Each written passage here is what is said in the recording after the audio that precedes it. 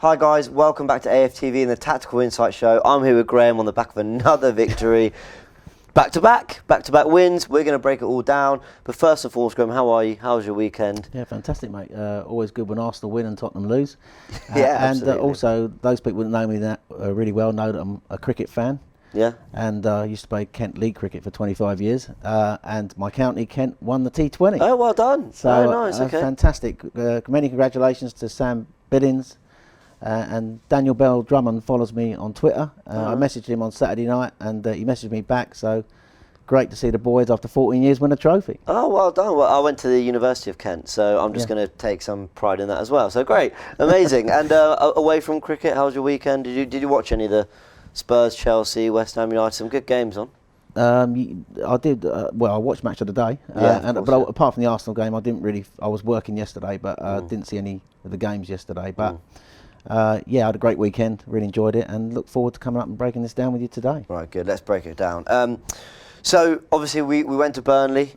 Would we say we went under pressure? I mean, I know that the Norwich win alleviated some of that, but I think this was considered a real test. And I think to a lot of people, we perhaps underwhelmed against Norwich, so I think we agree that there were some good signs. Yeah. But I guess the first thing to do is look at the match stats from that Burnley game, because it wasn't plain sailing as these show. Let's just kind of break them down. I mean, we were outshot 18-13. We've got them here on the screen. Break them down. What kind of standing out to you? Well, this was always going to be a physical test. Burnley, we've got a very good record against Burnley, funny enough, James, and we've only lost one of our last 16 games against Burnley, won 12, drew 3. Yeah. But we hadn't won any of our previous 3.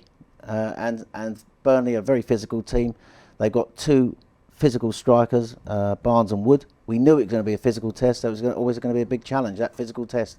And obviously he had his new back line, and it was a test for the likes of Ramsdale, Tommy Asu, Ben White, who a lot of press was saying was going to be a difficult game for him, and Gabriel and Tierney. So it was always going to be a physical test. Yeah, I completely agree with that, and it proved so in a lot of ways. I felt we dealt with it quite well. Before we go into the defensive side of the game, which was absolutely for me the standout aspect from Arsenal's performance, we got a goal in the first half, and we started the game quite well. And I felt from kind of the first 10 minutes we looked really sharp, kind of struggled actually from minute 10 to 20. But then we got our foot on the ball and started playing again. It feels that Arsenal kind of go through moments in the game where they're feeling the rhythm and they're playing with confidence and the system's working. But there was a brave selection from Arteta in this game, because he went for a 4-3-3. He went with the midfield that ended the game against Norwich, Smith Rowe and Odegaard either side of Partey. And you wanted to particularly break down our build-up and how typically the 3-2-5 shape going forward looked a little bit different against Burnley. Should we go through it? Yeah, sure. I think anyone who's watched our previous shows knows I frequently talk about the way he builds up in a 3-2-5, James. And there was a subtle change to it on Saturday. If we look at the what he does primarily, or most of the time, if we look at the back 4 there, the first thing that happens is Kieran Tierney always bombs up down the left-hand side. So he will go up there. And then what happens is the rest of the 3 defenders move across, literally scoot across the pitch, literally come across. And that is like his back 3 in build-up. And then if you move Partey slightly further forward at the moment, so you had Partey and another central midfield player, Odegaard is there at the moment, but you'd have 2 centre mids. And then that's how he builds up normally. That's the 3 defenders, your 2 centre mids, playing it into the centre mids, try and get it quickly to our 5 lanes of attack. Pepe hugs the width out one side, Tierney is the width on the other. Saka and another wide forward will come inside, it's Smith Rowe, or Saka will come inside, and Aubameyang. So that's these 5 lanes.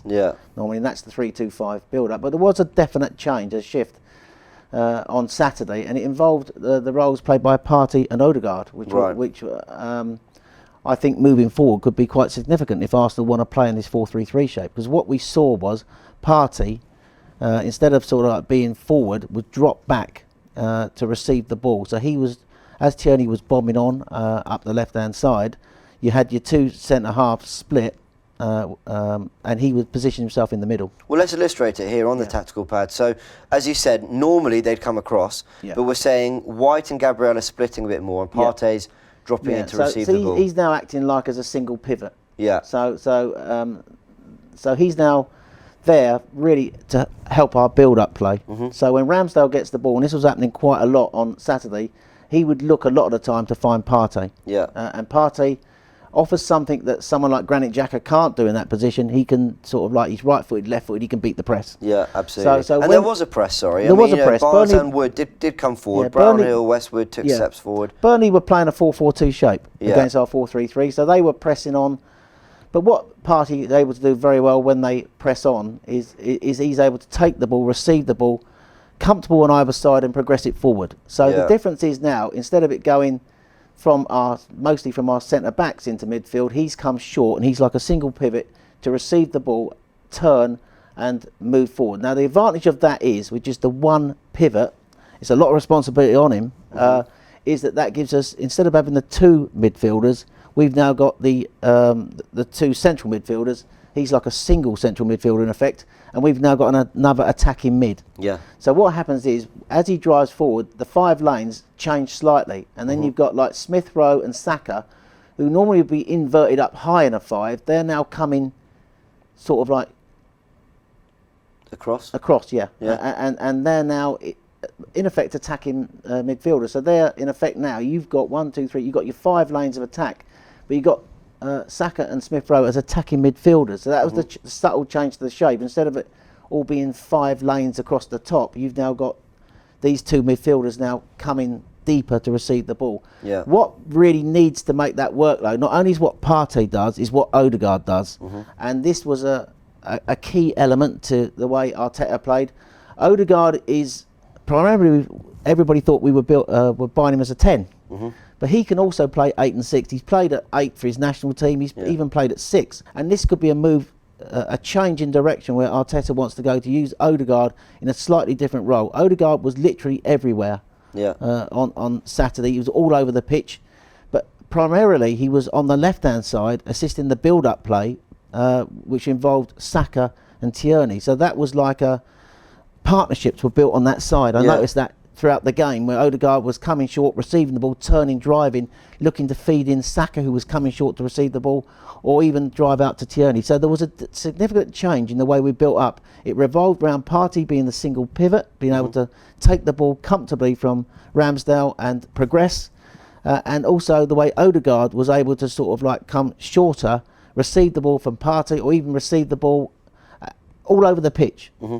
His numbers, I haven't seen a heat map, but I'm pretty sure if you saw a heat map of Odegaard's performance, he would be all over the pitch. That was the subtle changes, the differences in build-up that I saw. 3-2-5, which in effect became 3 with Partey in it, and then Odegaard sort of could also join the attack at times. And what the significance of this was I think that when we played round the Burnley press, which we did quite a lot, it enabled us to have an extra attacker. Sometimes we had 5v4 situations as a result of Partey being able to play this single pivot really well. Yeah, I completely agree. Now, a lot of what you've just said came through in the goal, because obviously we know it's a direct free kick from Martin Odegaard, but it's the build-up. Just before we touch on that, I wanted to touch on Bukayo Saka's role, because as you said, he comes inside and he's, you know, when the 11s come out, he looks like a left wing. In fact, I may as well bring up this graphic here. So as you said, you know, when the 11 comes out, he looks like a left winger. But as we can see, he's getting the area much more in 10 spaces.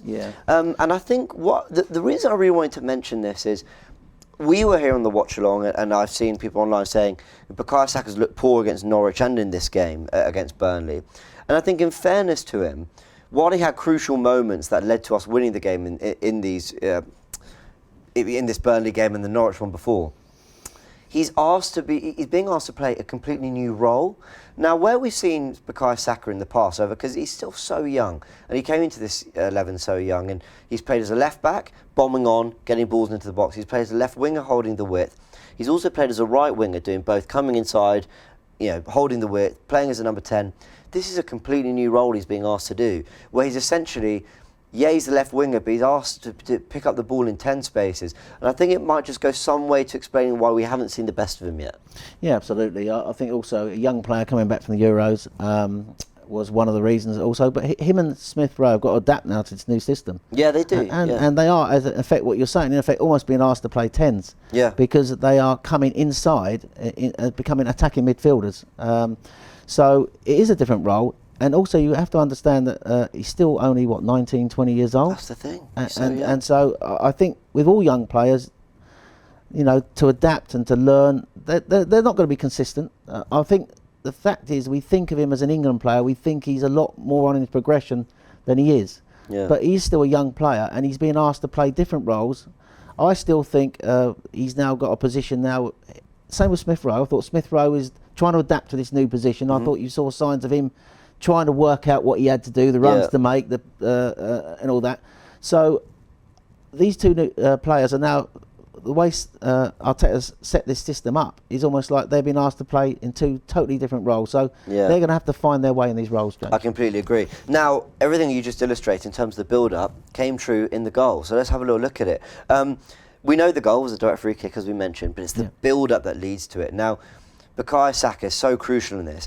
But let's go through this slowly. It starts with Gabriel feeding it into Martin Odegaard. Yes, and what you're saying is Odegaard picks it up pretty much, if you just stop it there, that is a sort of position he got into quite a lot in the first half. Receiving the ball in the left-hand half space and able to turn. And what he does, he shifts it onto his left foot. Now, Tierney, as you can see, as we talked about, is now hugging the touchline. We've got our 5 lanes there, with Smith Rowe going to come up and join it and make the 5th lane. Now, what he does really well is, so as Odegaard receives the ball, he turns and he flips it into Saka, who's now peeled back to receive the ball, and he's going to turn and drive at their defence. So let's have a look at it. So Odegaard picks him out with that space. Lovely ball.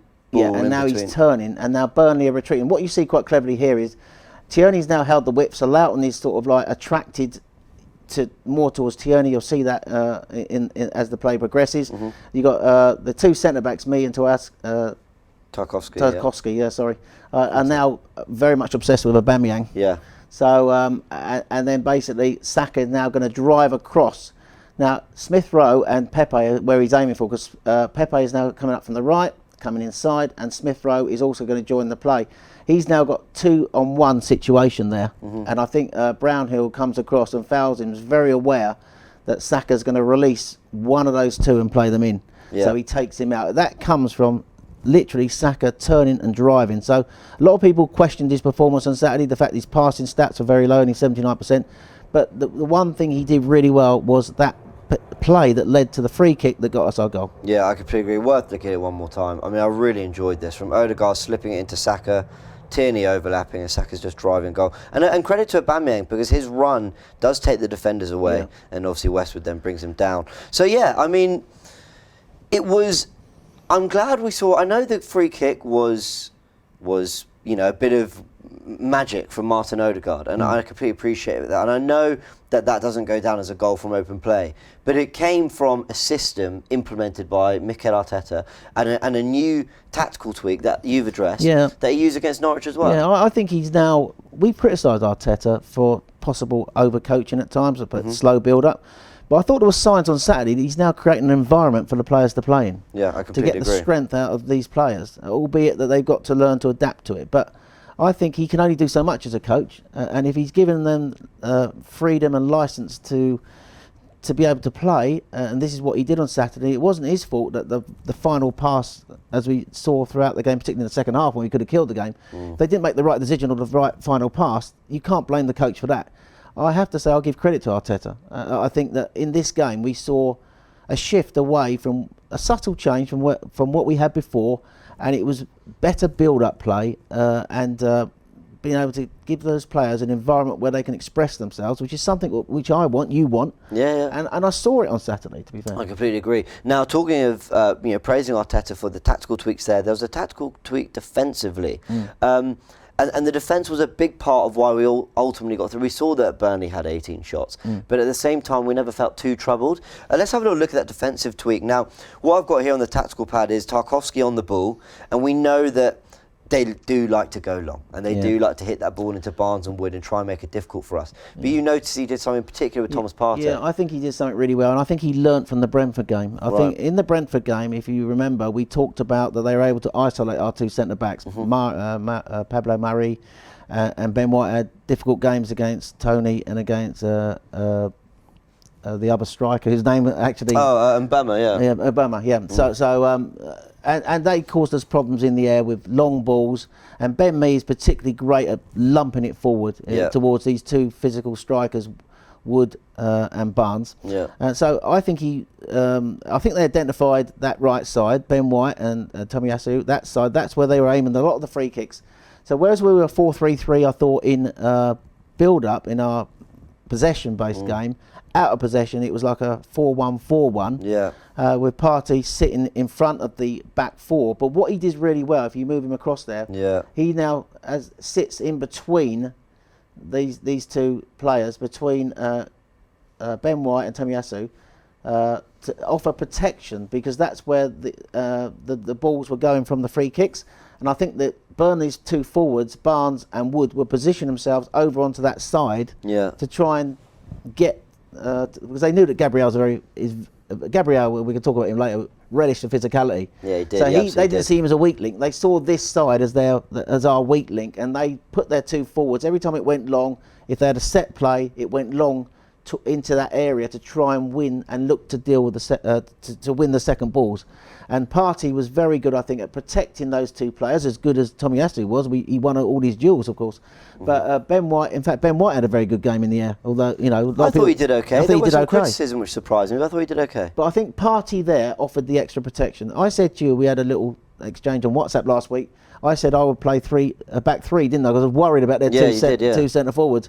But Arteta, credit him again, he found a way to deal with it by asking Partey to sit back and offer protection to those on that side of the defence, and it worked. Yeah, it absolutely did work. He probably felt as well with Smith Rowe and Odegaard, they had enough dynamism and work rate to deal with the midfield two of Burnley that was sitting off anyway. Yeah. So it worked nicely. There was a stat actually that kind of reflected how well we did do in the air against Burnley. Let's have a little read of this.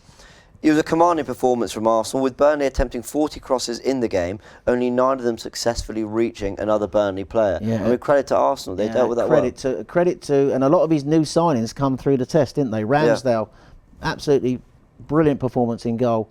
Assured with his, when we were under pressure, he took the crosses. Yeah, he did. He did. He was fantastic, and also his kicking was excellent. That's something we say Leno is not so good at. He was very assured in the way he played out. Again, we talked about that chemistry with the defence. I think he's come in, made a statement. Tomiyasu's come in, and his numbers, looking at his numbers again on Saturday, were really impressive. He was relishing the physical battle. Ben White, again, I thought he had a very good game. And Gabriel, he relished it as well. So if you think about it, of his back line, White, Tomiyasu and Ramsdale acquitted themselves really well against that physical bombardment. And Odegaard, who he preferred in midfield over, I wanted Maddison, didn't I? Looks like he's proved me wrong already, isn't he? Because Maddison has not. If he carries on this way, Maddison has not got an assist or a goal since January, and Odegaard has now scored. I mean, Odegaard's performance, 87% pass accuracy, he won 3 out of his 4 duels, and a goal, and some key moments in the game as well. And also he was the orchestrator of the whole performance. Yeah, he was. So, but we did. You are right. We dealt with the crosses where we were, and that's key to beating Burnley. Absolutely.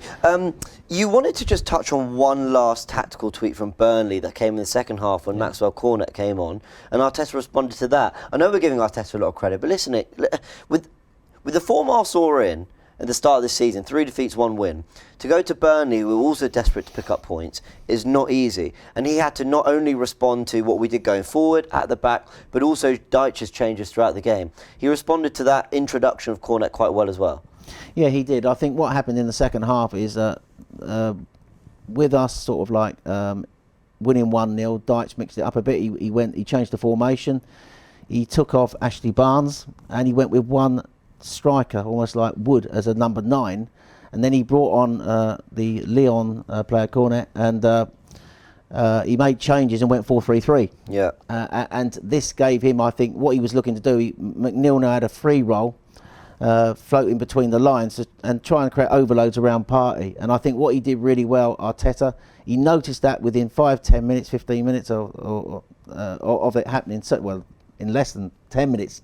And he immediately, when Smith Rowe went down with an injury, he thought, you know what, I'm going to get Lokonga on in there and offer that to go to a 2 there to sort of like put him in that space, to deny them the space where they were looking to play.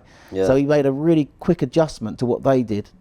He moved Lokonga in next to Partey because Burnley then went 4-3-3 and tried to get the extra man. Tried to create overloads around Partey to and then play with the one forward. Absolutely, and then credit to Lokonga, who I thought came on and did well, but also Maitland-Niles and Tavares, who in difficult, very physically demanding circumstances to come on and try and have an impact. I thought they did well. So I think I criticised Maitland-Niles last week. Didn't think he had the.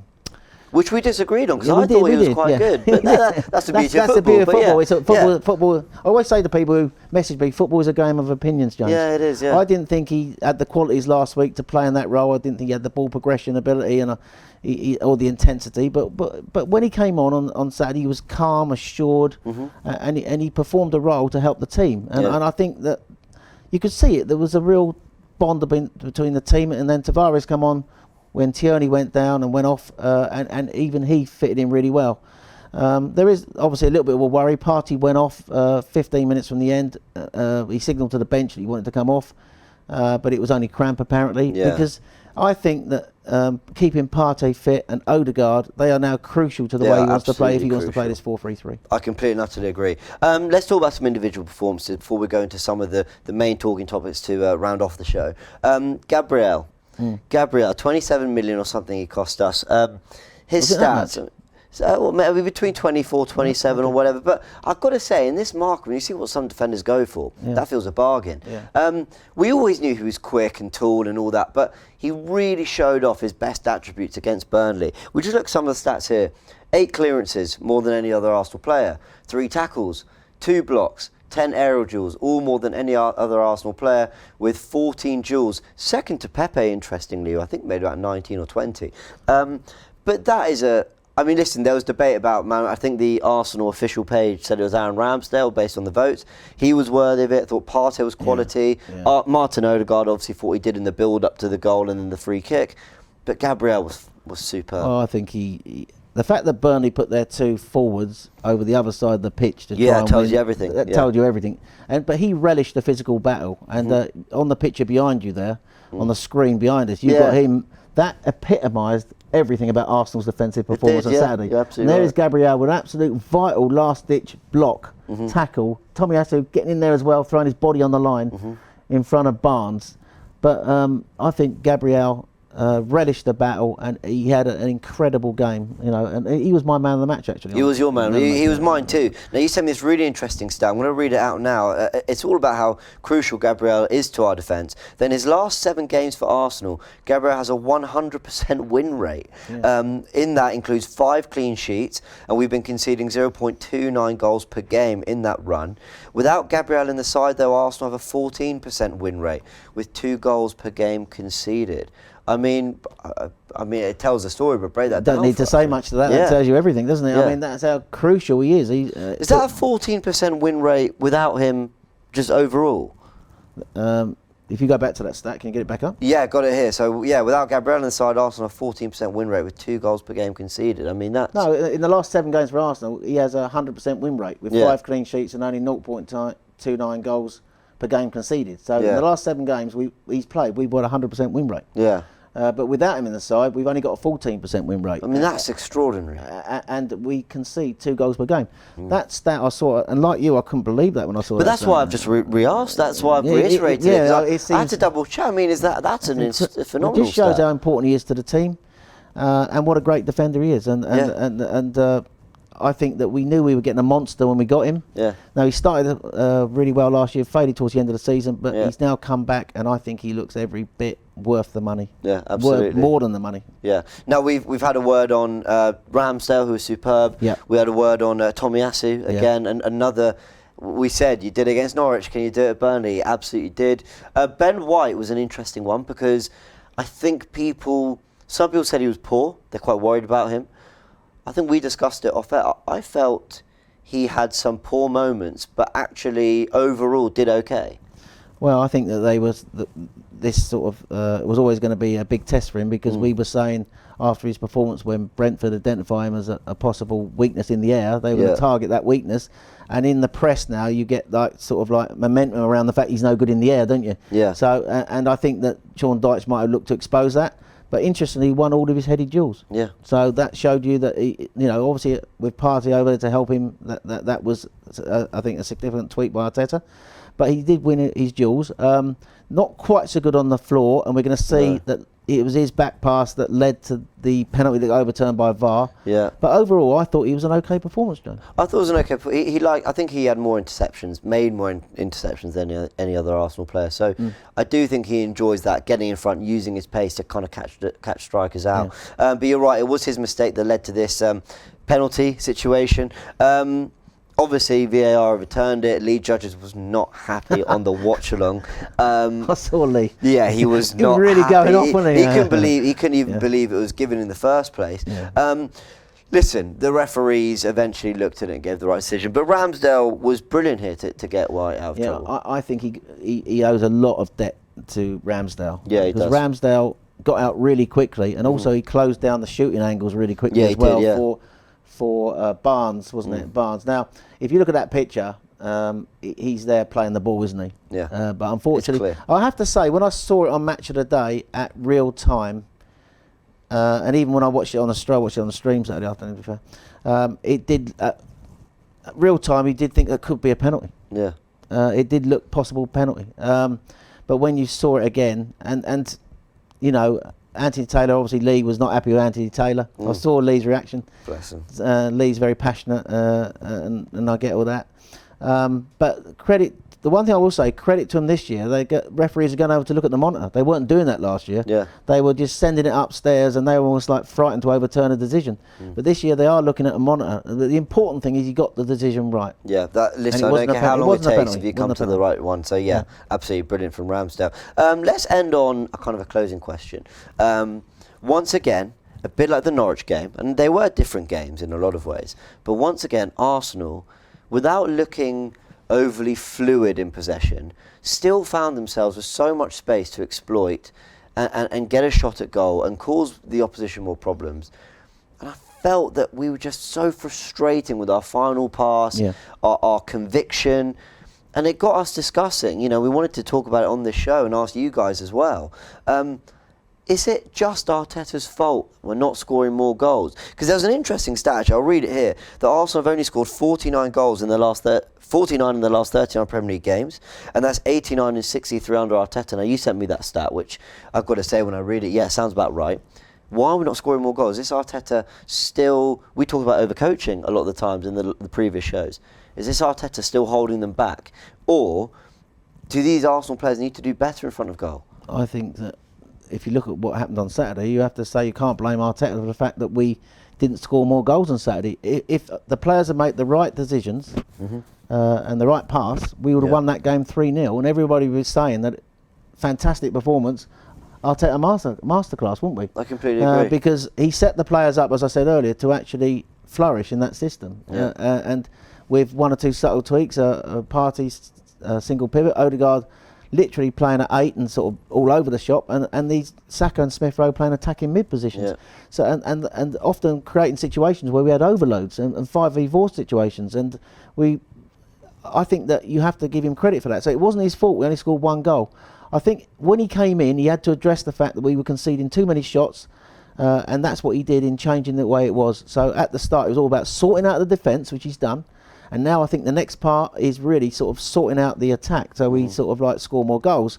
And I think that, yes, the number's not great at the moment, but I'd expect those numbers to improve as these players start hopefully improving. Yeah, I completely agree. So look, when we're getting, hopefully we're going to get loads of opportunities against Spurs. We've got the North London, obviously Wimbledon before. Yeah, Wimbledon before. Can I just, before we quickly round up, just sort of like, say something about the passing of Jimmy Greaves. Yeah, absolutely. Because I talked to you about I wanted to do this today because I know we banter with Tottenham fans quite a lot, and but I think respect has to be given where respect is due. Yeah.